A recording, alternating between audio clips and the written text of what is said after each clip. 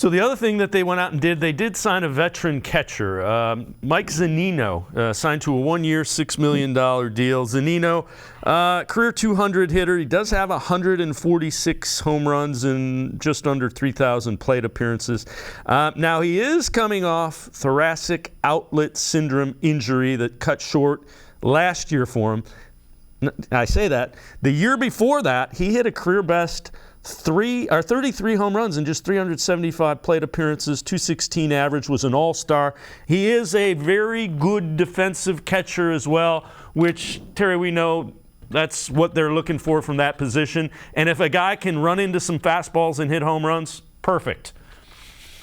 Yes, they want that to be a key thing. That surgery, I just call it the iOS surgery, is, or whatever it is, TOS. It is a very serious surgery, and that's probably why the market for him was soft. So they're going to bring him in. Hopefully he'll be healthy, and then they could play him and Naylor together. It isn't all on Josh Naylor. Now, he is not, a Guardians-type hitter.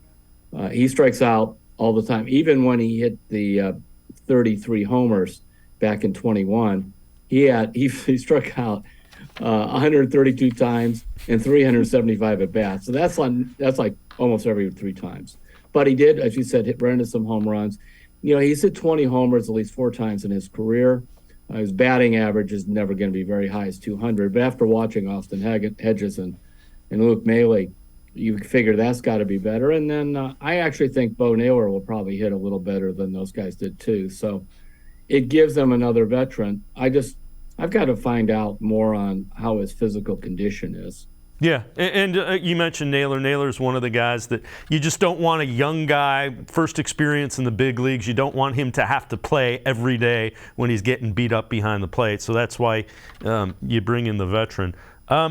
Also, too, there's a lot of pressure that they put on their catchers for game calling, and they view a catcher as part of the pitching staff, and you are really involved in the game planning.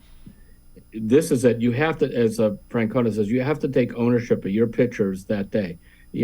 Bo Naylor has impressed them because he's been taking courses to learn conversational Spanish, not just, throw a fastball in Spanish, but to really be able to connect with the pitchers.